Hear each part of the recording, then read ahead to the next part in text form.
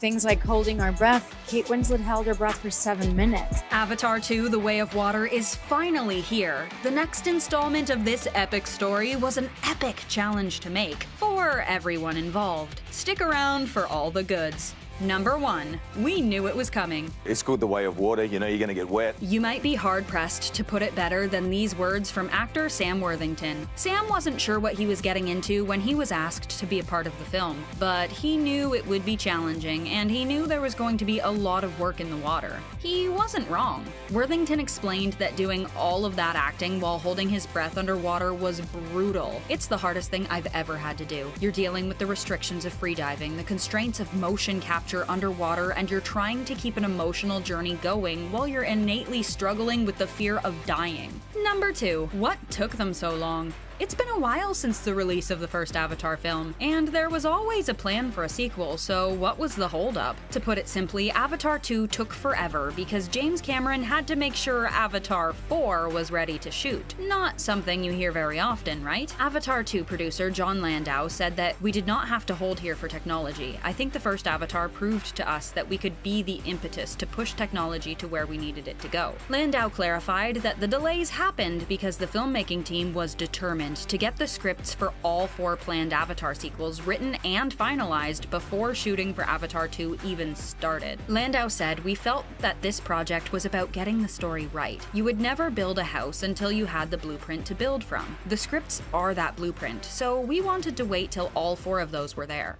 Number 3. Avatar 2 is already a record breaker, and not in the ways you might think. The Way of Water takes us below the surface of Pandora for quite a long time, and this fantastical journey takes on a new level of realism when you realize the actors are usually performing underwater and holding their breath for some record-setting times. According to one of the film's freediving instructors, Kate Winslet has a beastly 7-minute, 15-second breath hold, which is impressive. This broke a previous actor's record set by Tom Cruise during his 6-minute underwater sequence for Mission Impossible: Rogue Nation. Number 4. We want it, we don't want it, we want it. Director James Cameron struggled with cutting things out of the film, and with tension around the final duration of the movie. Sam Worthington describes the film as 2 hours and 76 minutes long, and however you count it, you might say that's on the lengthy side. Director James Cameron recalled, "I think there was a lot of tension around the length, because it's a complicated linear narrative, which is the worst-case scenario to try to cut short. One of the hardest parts of trying to shorten a movie is keeping things that don't advance the plot, but are beautiful, scary, or suspenseful on their own." Cameron explained, "We could take things out, and then if I felt the rhythm wasn't right, we could put things back in place." Number 5. No, it's not an evil genius secret weapon. Underwater cameras normally have a hard time capturing images with the quality we would expect from a big-budget Hollywood-style film. For Avatar 2: The Way of Water, a special camera system needed to be invented. This was because so much of the film takes place underwater, and because the actors would actually be performing underwater. You might think it sounds like a device from the world of Avatar, but this special camera is called the Deep X Beam Splitting Rig. Even with this special camera system, using lenses designed specifically for filming underwater, the production had an additional problem. There were bubbles forming on the lenses. Number 6. No bubbles, please. Avatar 2 actor Kate Winslet explained that the underwater motion capture process was extra difficult for both the motion capture system as well as the actors, because the actors were not allowed to breathe out. Kate explains, Then you have a helmet with a helmet cam that can see every single movement and muscle and twitch and flicker on your face. She added, "You're holding your breath, you can't release your bubbles, otherwise it's just a bubbly old mess and the camera doesn't see anything." which would mean having to redo the take, which is a little more complicated than usual when you are 20 feet underwater. It was, a lot to learn. Number 7. How do you not look like a blowfish? Looking back, Sam Worthington expressed some of the actors' concerns when they were approaching the challenge of filming so many underwater scenes for Avatar 2: The Way of Water. The challenge was not necessarily holding their breath underwater for so long, but getting any effective acting done while doing so. Action, that's Jim's wheelhouse. It's how do you do emotion underwater? How do you look at each other with such love when you're 20 feet under the water. Number 8. These actors got all trained up. While Avatar 2 might have seen very long delays in production, sometimes an undertaking as big as making these movies just takes a long time. Part of the long preparation was the extensive training the actors had to go through before they could safely, or even effectively, begin shooting the story. Actor Zoe Saldaña said, He had us working with like world-renowned freedivers for weeks on end. The actress added, We were holding our breaths and really getting our bodies acclimated to the water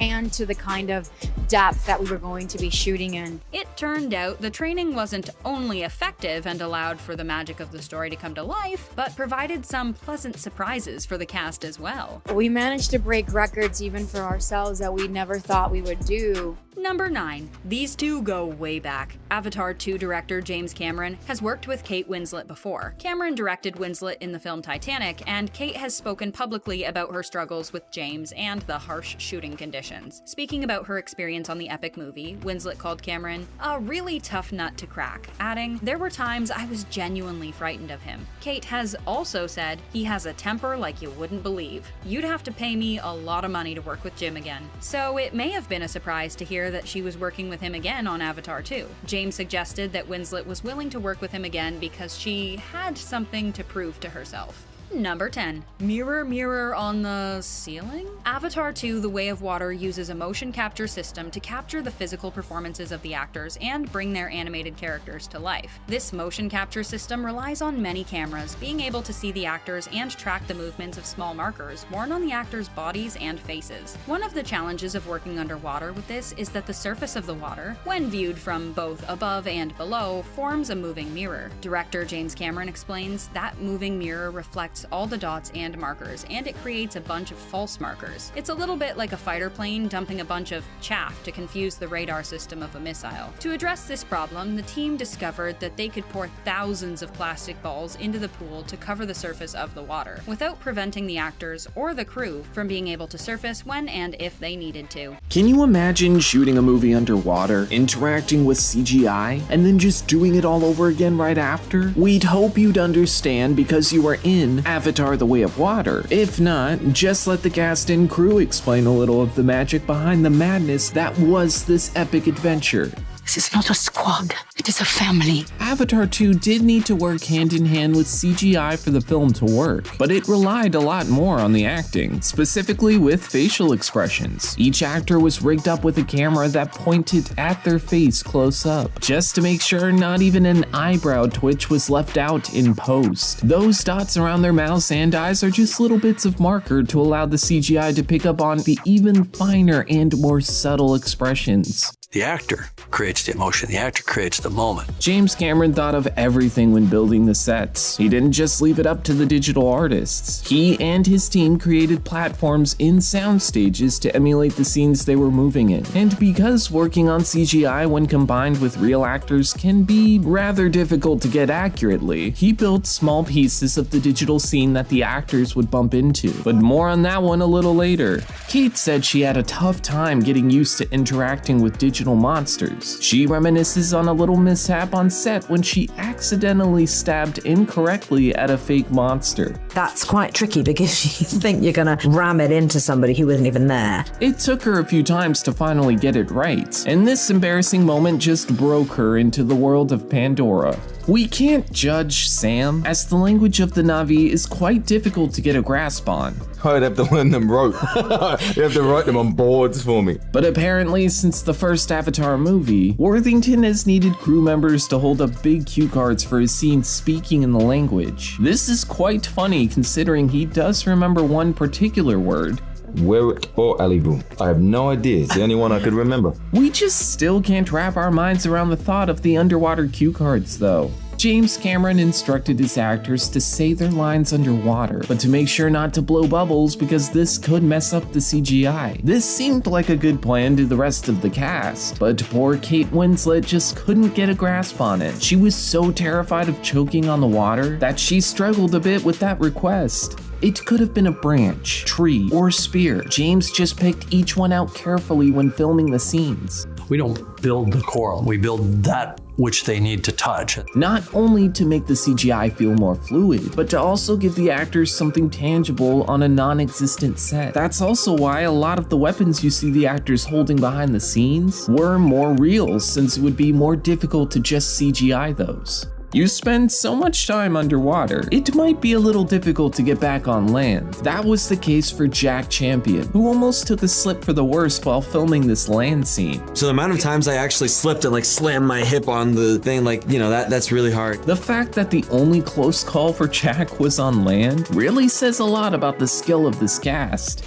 A couple years after the premiere of Avatar, James and his team began brewing a 5-movie plan. They had already finished the scripts for the next 3 films before they even filmed 2, giving them a clear outline of the franchise. By combining the filming of 2 and 3, and even some of 4, they were able to give the actors some time off before jumping into full gear in the next set of films. VFX supervisor Joe Neytiri spoke about filming so many at once, and how to deal with the chaos, saying, "Story-wise, there was some overlap with the sets that needed to be built, but we were going to focus on 3 first. Stephen Lang struggled a lot to get past his naturally kind personality to play the Colonel, that he kind of starved himself every morning. Some of us can agree that this is a great way to put someone in a bad mood, but it doesn't end there for his preparation. He also likes to work out for long periods of time and look at himself in the mirror. I get in front of the mirror, have a good look at myself, preen for a little while." Remember when Disney acquired 21st Century Fox? Well, that happened while James was getting a 3-hour Avatar 2 picture in the can. This caused quite a bit of ruckus with the new company, but he was able to convince the team it was justified. The way he put it, because it's a complicated linear narrative, which is the worst scenario for trying to shorten. You've got a complex story servicing a lot of characters, and it's like dominoes falling. This has to happen for that to happen. You're not following a bunch of parallel plot lines in a way that you could take a lot out.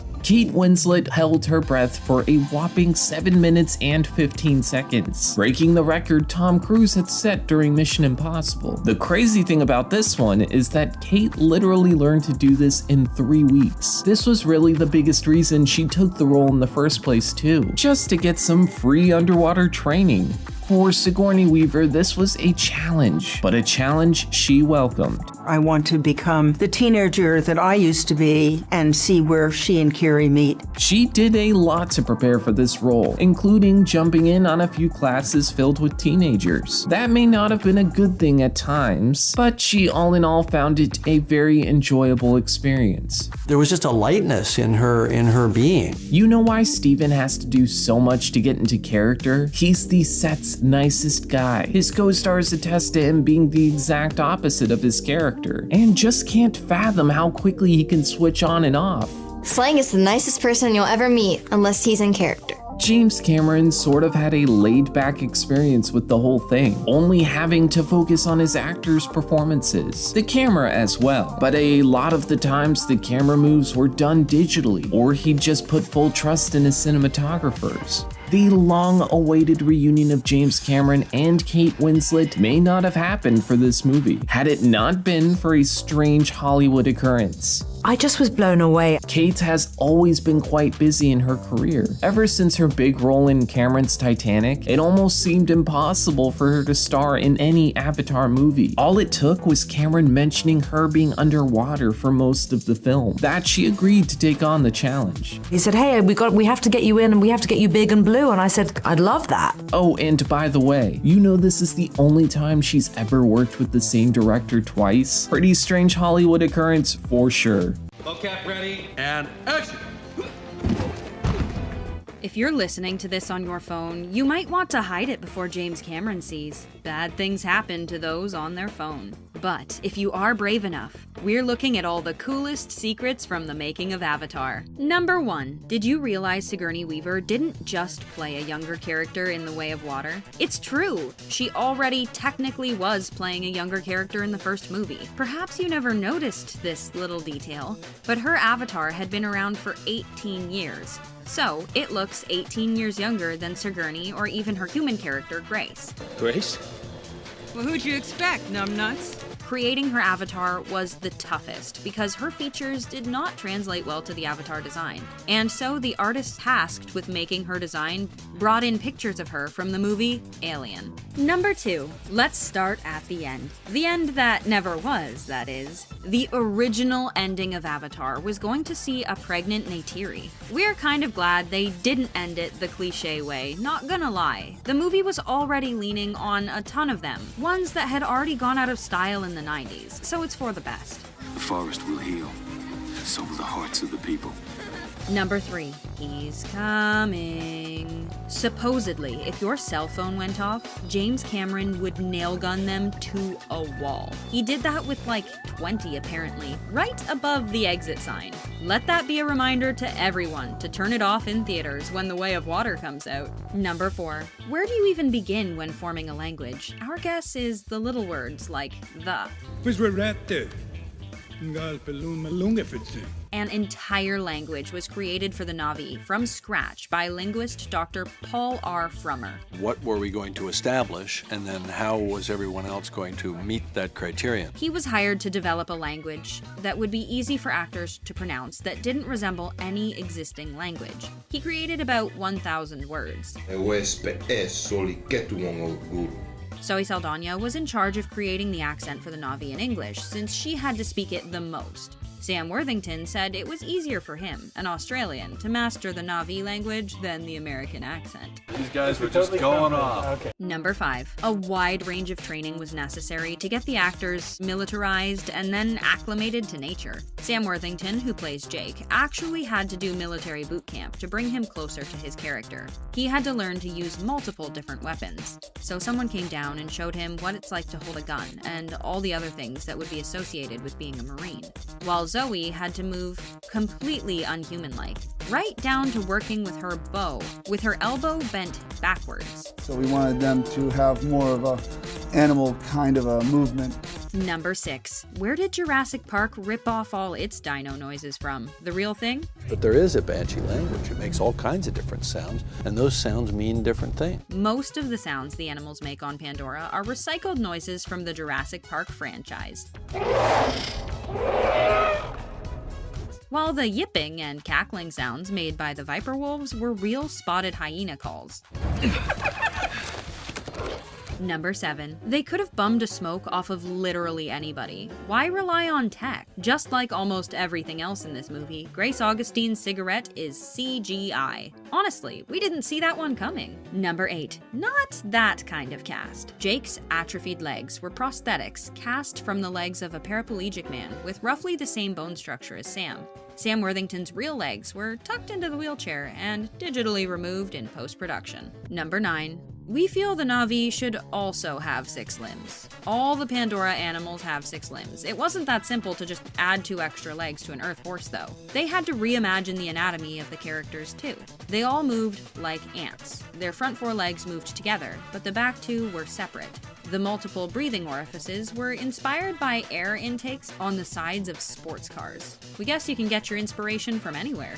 What's the metaphor? What are we trying to say to the audience with every bone and sinew that we put into this creature? Number 10. Make them different, but not so different that they aren't sexy. James Cameron took inspiration for the Na'vi from his mother, who had a dream about a tall blue woman.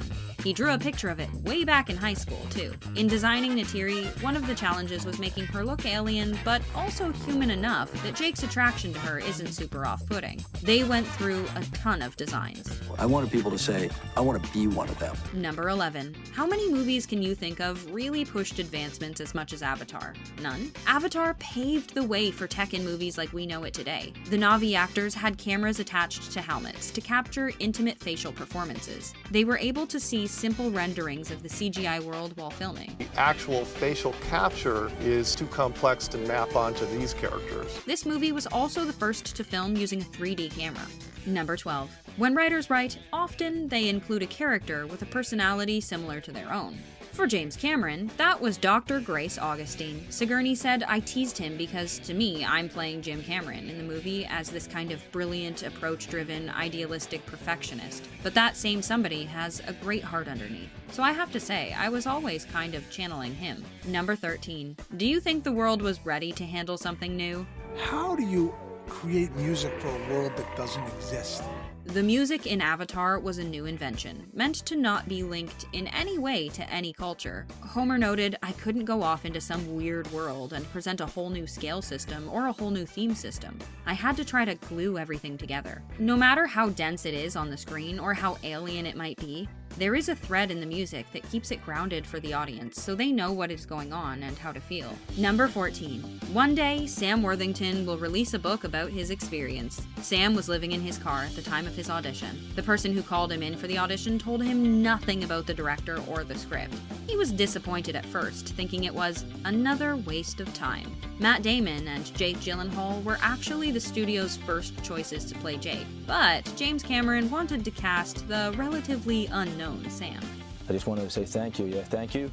Number 15. Avatar is pretty ancient at this point. James Cameron promised not to take his pay as director if Avatar flopped. This was just one reassurance 20th Century Fox had that they wouldn't lose all their money. He originally planned to have the film completed for release in 1999, but the technology was just not advanced enough to tackle the project in a way that was financially reasonable. While a lot of people say Avatar is just Disney's Pocahontas, that isn't the full story. James had been developing Avatar since as far back as the 60s. He smushed 4 of his scripts together, and even some early concept art from high school. The first script being Xenogenesis, about scientists who try to find a new planet to live on. The second, Chrysalis, was about a man in a wheelchair who has all of his sensory inputs removed so he can journey through his own mind. The third, Mother, was about a company who sets up mines on other planets. The rest of the elements of the story went to his movie Alien. And the last one, Wind Warriors, was basically the plot of Avatar except set on Earth.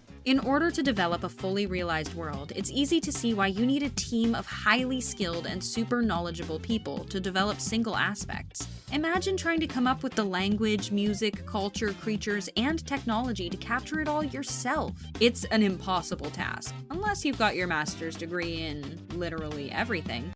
What we're replacing is 5 hours in the makeup chair, having rubber glued all over your face. Avatar was visually stunning 10 years ago, and it's still visually stunning today. That's all thanks to everyone's willingness to look absolutely ridiculous on set. Number 1. Let's take a dip in the water for a second. For the Avatar sequel, Kate Winslet had to learn to hold her breath underwater. While we thought it was impossible to hold your breath for more than a couple of minutes, we can guarantee that her record took our breath away. She got up to a whopping 7 minutes and 14 seconds. I know, I'm very proud of that, actually. They couldn't use scuba gear underwater, so it was just easier for her to learn to completely obliterate her lungs, we guess. It's not something I could just jump in the bath and do right now. Number 2. So help us, there better be lots of banshees in Avatar 2. They were the coolest part of the original. Sadly, they weren't exactly cool without all the CGI and special effects. Honestly, whatever it is Sam Worthington is riding on, it's not an alien bird. It looks more like a baby toy, or maybe a knockoff mechanical bull. James Cameron's biggest question when it came to the Banshee was, what is the metaphor we're trying to get across? People have asked me, what was your inspiration? What was the trigger? They're looking for some kind of proximal cause. He wanted the Banshee to be birds of prey. Eagles. Alien eagles. Number 3. Water. A necessary life force, and also a huge pain. The tracking dot technology sure has come a long way since the first Avatar. However, they did run into a problem with the tech when they found themselves in a new environment. The CGI tracking dots would reflect off of the water. This was one of the many challenges the new environment had on technology that was no big deal in the jungle. Number 4. The stunt actors would have had their work cut out for them. The nice thing about hiring stunt actors for a CGI film is you don't need to worry about matching doubles so much. Look at the special skills these actors had at their disposal. Vine swinging? Come on, what? Ruben Langdon? Hits the ground harder than anybody I know. And for the sequel, Sigourney Weaver revealed that all of the actors had to learn parkour. Number 5. They couldn't just find some basketball players to play the Na'vi. Notice that the humans aren't present in the filming of this scene. It makes perfect sense. You can't have giant actors and tiny actors at the same time. You'd have to film them separately and then splice them together. One way to nail the scene was with pool noodles. Okay, it's probably not pool noodles, but it looks like pool noodles. Whatever floats your goat, right? Number 6. We bet this jungle beast is just a putty tat on the inside. It's all about the muscles. When creating the lifelike, otherworldly CGI creatures like the Thanator, you've got to work from the inside out. If you miss a layer, it can be spotted in your work. They built the skeleton for the Thanator and attached muscles to it over top. A black, armored, six-legged panther from hell. This is the description the alien jungle cat had 10 years before its design came to be. It didn't change much from James Cameron's original vision. Number 7. Good things come in 6. A similar process to what they went through with the Thanator, they also did with the dire horses. They had to completely re-engineer a horse's anatomy in order to make the hexapedal design work. To capture that much nuance in the performance of the animal can come from only one place: studying the real thing. Yes, that's right, they actually brought in real horses for the actors to ride. Number 8. We take these groundbreaking technologies for granted these days. The look of the Na'vi was not impressing people enough, so they went to Weta to build a new face and muscle skin system. Because characters are mostly naked, they had their work cut out for them to make sure it actually looks authentic. You can't hide behind cloth. It's got my personality. It's got my soul. To make the skin look real, animators had to work inside out, creating bone structures and muscles. Number 9. Honestly, we wouldn't mind a nice cryo sleep right now. The cryo chambers are probably the closest thing to a set Avatar ever got. Aside from a touch of green screen, it's all real. Anything that can look technical and sci-fi was probably done more practical than the alien counterparts. Anything like the beautiful Pandora backdrops or nature most likely are nearly entirely, if not entirely, CGI. A range of different vehicles was used for aircrafts. We say vehicles lightly, by the way. They were metal shells with different capabilities. Some were strapped to wire and carried around, and some were just big metal cages. Number 10. Avatar really set the bar for intricate lighting. Spherical harmonics is a data representation of how light interacts with surfaces. This technology was first developed for the first Avatar movie and won Weta an award. It's necessary for creating realistic hair and eyes. Number 11. This is the strangest stampede we've ever seen. It's incredible the depth these actors are able to bring without having much to work with. Even trees are just metal racks, and creatures a human stampede with baseballs on metal rods. It has hurt you. Number 12. Usually, imagination is left up to stage or voice actors, but not for Avatar. They created a teeny tiny obstacle course for Sam Worthington to run through, and honestly, we're shook so much of the world was shot in this high-tech, cold environment. We're not sure whether to be disappointed or impressed. Although, film has shifted away from digital effects recently, as audiences favor the practical these days. But we bet the pendulum will swing back after Avatar 2. Number 13. The doctor has arrived. The Na'vi hand is just a blue glove. It looks like a surgical glove. Less than 24 people were suited up here, despite there being hundreds of other Na'vi added later. We can only wonder how they were included. Number 14. Actors can do a lot, but not everything. They're swapped out for their stunt doubles for a moment. See it? The moment Neytiri throws Sute off Jake? Is this true? Number 15. None of the stunts were CGI, folks. Okay, they were CGI, but that doesn't mean the actors and stunt people didn't still have to follow through with them. Honestly, we're quite impressed with this. It's really gonna hurt in the morning. Number 16. Jake and the Giant Beanstalk. Of all the things that were more on the practical side, this was not one of the ones we would have expected to be built. And yes, they did call it the Beanstalk. Number 17. All of the clothing was hand-stitched and yet got no awards. Moat's ceremonial gown was made in multiple different fabrics until they managed to get exactly the right weight that would move the way they wanted it to move. Sute's battle fringes were made up of different weights and fabrics. They did wind tunnel tests on fabric, and then after that, it was Weta's job to figure out how to incorporate that into the animation. Number 18. Realize, realize, real lies. And of course, the thing we were afraid of is what people have sometimes called the dead eye effect. Mounting cameras directly to actors' heads is how they solved this issue. with a tight-fitting carbon fiber helmet that was molded to their heads to capture every minute detail. Number 19. Avatar is the reason single-camera TV shows exist. They were using them all. We said, well, we have a fully virtual world. Let's shoot it in a fully virtual way. They had two completely different camera systems. Taking it from a point where you had to wait months to see something, where he's getting it in real time. One was a virtual camera system to capture actors in a virtual environment. Jim can frame his virtual camera up and see his character there on the fly. The other was to shoot live-action actors and sets in 3D. There's nowhere to hide, so every take you have to be truthful. Number 20. They went into the forest half-naked for research. Taking the actors into nature really informed their performance upon returning to the mocap filming space. The actors found they retained the experience. The memories of the little things, like how it feels for your foot to step in mud. James Cameron found inspiration for many visuals by sending the actors out there too. But I think the biggest part of it that was valuable was just the kind of kinesthetic sense memory. Number 21. On top of fight training, learning a new language, etc., the actors also needed to learn choreography. All of the movement was specially choreographed, but sadly, many dance numbers were actually cut out of the film. Without the choreographer, the Na'vi would have been missing an integral part of their characteristics as a community. Number 22. James Cameron grew tired waiting for the tech to catch up, so the Avatar crew invented it themselves. Jim wrote Avatar way back in 1994. It was meant to be made right after Titanic, but the technology just wasn't there yet, so the script got put off until it could catch up in order to honor Jim's vision. They got caught up in 2005 when they asked Fox for the time and money to research the technology. Could we really do the things we think we can do?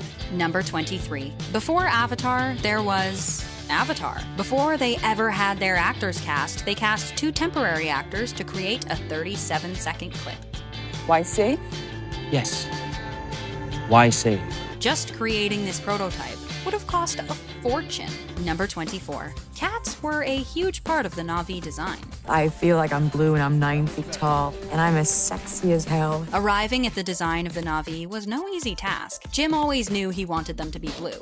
But the animal features like the cat ears, tail, and nose, as well as lemur-like eyes, came organically along the way. At first, they were designed to look amphibious. And then, more alien with antennae and such, they kept coming back to blue-skinned humans, and that wasn't working either. But the big problem was, Jim didn't feel he could tell a love story if the characters weren't beautiful. I wanted people to say, I want to be one of them. They put the actors in these sphere shapes and photographed them from every angle, with different lighting patterns to study the actors' facial features and design characters based on that. Number 25. Do you think they let the actors see what was up on screen to give them a sense of the magic?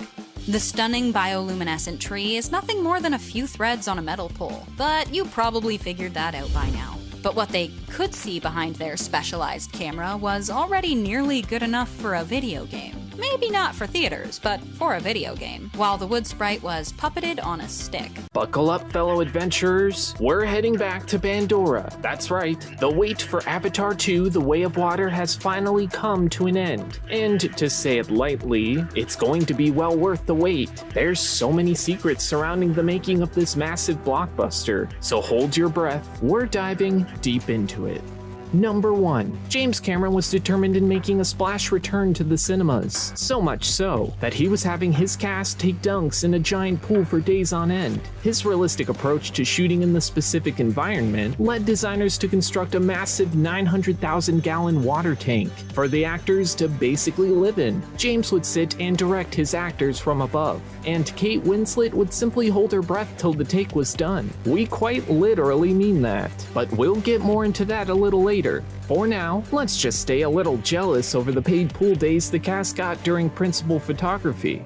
Number 2. Now, you might be thinking, filming in a giant water tank is cool and all, but how'd they do the incredible motion capture work down there? Well, the answer is simple. James Cameron and a whole lot of money and time. We're already aware of this creativity and dedication to every film project, but he literally developed new motion capture technology to use in the water. All it took was a little brain power and a ton of ping pong balls. This tech allowed visual effects editors to more realistically depict the way water interacts with the characters' bodies, but sometimes the process became a little painstaking. According to Cameron, Scuba bubbles would create too much noise in our performance capture system, so no matter how long the scene took, if it took 2, 3, 4 minutes to shoot, everybody was holding their breath.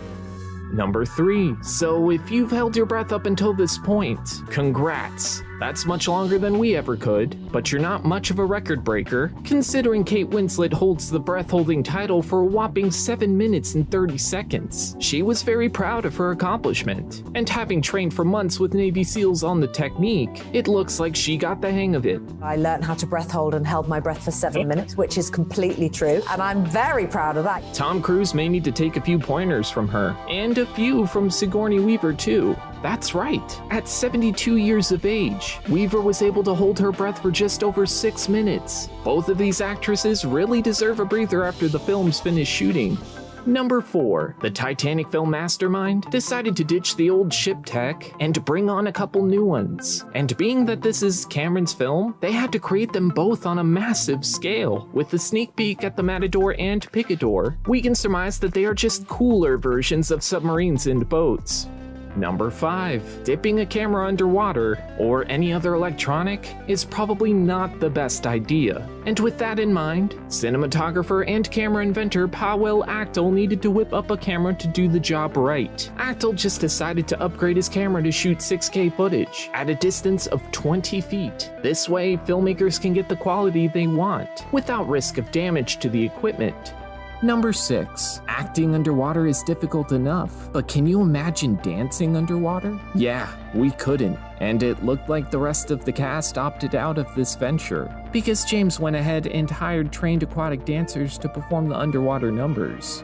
Number 7. The cast and crew of the Avatar franchise really grew close and became attached to the characters, specifically for Zoe Saldaña, who played the fierce Neytiri of Pandora. She has become so invested in her character that she got very emotional after a special preview of Avatar 2. By just watching a mere 20 minutes of the film, Zoe cried and cheered for her character's journey. I was speechless. I was moved to tears. If this preview made her feel this way, can you imagine how the theaters will be after watching the entire thing? A tissue box with the purchase of every movie ticket would be a big plus. Number 8. Director James Cameron has a plan, and this complex plan involves at least 3 more sequels. We haven't even watched the second one. However, it seems he just can't wait to make them. With the comments we've heard by the actors of the movie, they seem to be all exhausted from shooting 2 movies at a time. I just sit here at my desk and I cry all day long. There's no solid news as to when they will be filming the others, but we can imagine it will be soon. Cameron knows the pressures of making sequels, but with the innovations he's made to make the film perfect, we can expect he knows what he's doing, as much of the hard work that is put in means more magic for the audiences, so we guess it's a win-win for both parties. Number 9. Enough about our praises for the great James Cameron. Let's get the cast take on their boss. No bias, of course. You know, Jim, he's a very loyal man, and he keeps the same people on board. But all that aside, we can't imagine why they'd work with him for so long and show so much praise for his work if they didn't like working with him. Plus, they're already at the point of nicknames in their friendship with him, which means they're basically family now. Jim trusts the people that he surrounds us with, and we all trust in him. Number 10. A successful sequel must take the best from the first and add brand new aspects. And well, James looks to be pretty well versed in audience expectations and won't fail to impress. Since he had such a long time to plan out the franchise, he decided to do a little research in the ocean. This made some pretty big headlines back in the day, and he really credits the success of those voyages as huge inspirations for the ocean environment of Avatar 2. Number 11. It's been over 10 years since Avatar hit the silver screens. The multi-billion-dollar film united some of the finest actors of their generations. With Cameron bringing back the original cast and characters, it seems very surreal to everyone on set. Like Zoe being attached to her character, so was every one of the actors. She's my favorite. I've gotten to be able to live in her skin. They not only loved their newfound family, but they also really wanted to get going on another James Cameron spectacle.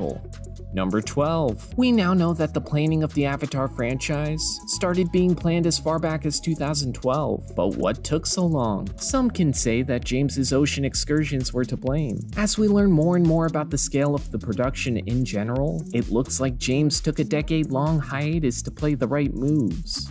Number 13. Secrets are no fun, unless you're Sam Worthington, who really thinks they're amusing. No, he's not rubbing it in our faces. He's actually keeping the secrets safe for our own enjoyment. I like the surprise of it. I like that we've been very secretive for the last 15 years. And while some of the cast knows the inner workings of the story, they too just want us to enjoy a fresh new take.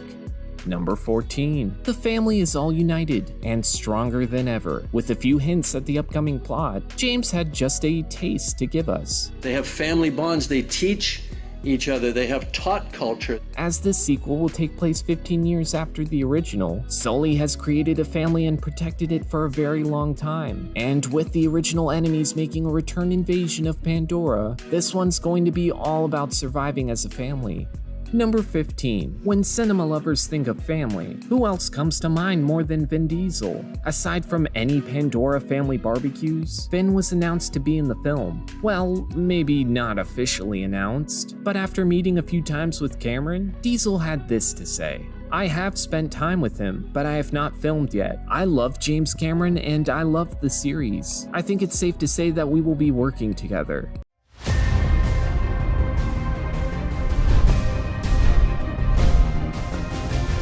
So that's what Pandora actually looks like.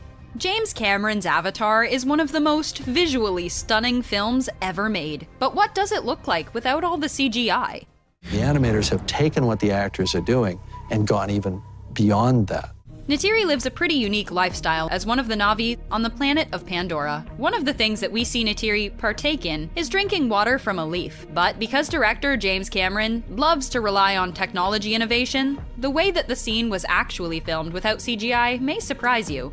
Zoe Saldaña was required to work with a gray plastic contraption to model as the leaf, while holding a water bottle covered in duct tape to simulate water coming from the tape. We guess that's why they call it movie magic. It's the most high-tech film in terms of its execution. You may or may not have had an awkward kiss in your life, but it probably wasn't as awkward as it was for Sam Worthington and Zoe Saldaña when they had to kiss as Jake and Neytiri while filming Avatar. While in the movie itself, with all the added CGI, the scene plays out romantically. Without all the CGI, Worthington and Saldaña had to kiss with their motion capture jumpsuits and with green dots all over their face, so that the motion capture on their characters' CGI bodies would be accurate and more real. We created a manually operated gimbal rig that they could balance on. One of the most exciting action scenes in all of Avatar was definitely the flying banshee. Obviously, a lot of CGI was needed to be done to bring the banshee to life, as there's no living, real-world counterpart to the creature. In order to capture Jake flying on the banshee, Sam Worthington was required to fly on the back of a moving plastic structure, where he'd be flung around with wires, all while wearing the motion capture suit. Honestly, we think we'd just prefer the ride at Disney World that seems a bit more comfortable. See them flying these things, they are working hard. It's always intense whenever anybody in a movie yells, but when a blue-skinned alien like Neytiri yells, it's even more powerful. You will never be one of the people! Despite the goofy motion capture getup and the silly plastic Na'vi ears, Saldaña was still able to be quite intimidating on set. Layers of additional CGI were added in order to make Neytiri and the rest of the Na'vi look even more real in the film. You definitely wouldn't want to tick Neytiri off. I at least have no idea that I'm wearing this. I feel like I'm blue and I'm 9 feet tall. The big villain of Avatar was Stephen Lang's Colonel Miles Quaritch, who, unlike a lot of the other characters who required CG, is actually a human. One might assume that the Colonel's mech suit design was all CGI, but they would be wrong. The main core design of the suit was a practical effect, but it was the arm and the digital screens that were later added with additional CGI work, in order to make the suit a more formidable force to the Na'vi. The final product proved to be quite the treat to the Na'vi, and made Lang's Colonel an even more memorable villain. With rumors that he'll be back for the sequel, he may even bring that mech suit back. Oh yeah, who's bad? That's right. One of the first dangerous creatures that Jake encounters in the jungles of Pandora is the fierce Thanator. While the Thanator is quite intimidating on screen, the creature wasn't much to look at before the CGI was added. In fact, before the CGI was added, standing in for the Thanator was a red tennis ball on a long gray stick held by a crew member. In order for the actors to go on cue, the crew member holding the Thanator's stand-in would lunge at them. Life on Pandora would likely be much easier if all the Na'vi had to worry about was a tennis ball on a stick. Cameron has a knack for working with actors and actresses he's worked with before, so of course, one of the actresses he brought with him to Avatar was his alien star, Sigourney Weaver. Weaver plays Grace in the film and doesn't just play the character in human form, but also as a Na'vi. While even in her Na'vi form, Grace typically wears human clothes. Behind the scenes, Weaver had to still wear a motion capture suit to convincingly play Grace's Na'vi avatar. From Alien to Ghostbusters, Sigourney Weaver has clearly made her mark in the sci-fi genre. We had horses galloping around this place. It wasn't just the human actors who were behind motion capture technology on the set of Avatar, as actual horses were used under motion capture technology for the dire horses. The horses were equipped with dots on their body, much like their human co-stars, in order for them to be transformed later with visual effects. The horses were brought to the soundstage of the film, and Cameron would film the actors behind the Na'vi riding the horses with the special technology that would allow him to be their CGI counterparts as they were filming. Who knows, maybe those horses went on to take other motion capture roles as well. Despite all the extensive CGI and motion capture present throughout Avatar, that didn't mean the actors had to perform less stunts. In fact, it was quite the opposite. Whenever we saw the Na'vi climbing up the vines of the ominous floating rocks on Pandora, Cameron had the actors behind the Na'vi climb a similar structure, all in their motion capture gear. The final CGI was added later, but still, that didn't make the climb not dangerous. Though you can't really become one of the Na'vi without at least getting a little bit rugged with yourself and your environment. Motion capture wasn't always available when capturing scenes with the Na'vi, especially when they shared the screen with the human characters. When recording the scene where Jake first wakes up in his Na'vi form, Cameron filmed the actors playing the human doctors working around an empty gurney. Behind the lens of Cameron's camera, he was able to see the CGI character. We went to Kauai, we went way up in the mountains, and we acted out the scenes. Before the motion capture work was done for Avatar, Sam Worthington and Zoe Saldaña filmed without their suits, half naked in Hawaii. This would be done in order so James Cameron could know how to plan all their scenes that would need motion capture, such as the bow and arrow scene. The Tree of Voices is perhaps one of the most gorgeous-looking set pieces in all of Avatar, but behind the scenes and without the CGI, that sacred tree wasn't much to look at. In fact, the trees were mainly just pieces of rope that were used to simulate the long leaves and branches of the trees that Neytiri would present to Jake. The final CGI would be added into the production later. To say these stunt guys, I mean, they gave us their all. The Na'vi clearly have a different culture than what we're used to, and Cameron wanted to display some of the tribal customs of the main tribe in the film. The group of 4 actors may not have had the biggest roles in the film, but that didn't mean their work wasn't difficult. These actors ultimately had to memorize a tribal dance of the Na'vi in all their motion capture suits. Now that's true commitment to the craft. If this was CG, I could have moved that in 30 seconds. So the whole time I was shooting the virtual camera, I was complaining that it wasn't live action. While there were times on set where James Cameron and his crew had more accurate models of the Dragon assault ships, there were times where the models wouldn't be enough. In order to film the scene, Cameron had the motion capture board use a metal-like chair in the middle of the set that would be moved around by crew members. A fan was also placed in front of the actors in order to properly capture the wind blowing in their characters' faces. While the real set may not have been as exciting as actually flying on a ship as a Na'vi on Pandora, the cast and crew certainly made the most of it. They developed the most lightweight 3D system possible, so it's a very sophisticated technology. The 3D, much like the CGI, had to be recorded in a distinct way using 2 cameras. This scene where the Colonel is attacked on his mech by one of the Na'vi used 2 cameras to perfect the 3D and the CGI. One camera would be used for the live action elements, and the other would be used for the CG 3D elements. I need you to put up $10 million to prove we can make this movie. Avatar is one of the most influential films made in the last 20 years, and the CGI is an important reason why. From Cameron's innovative ways of incorporating the CGI to the commitment for authenticity by the cast and crew, Avatar's production was clearly top-notch. What was your favorite CGI element in James Cameron's Avatar?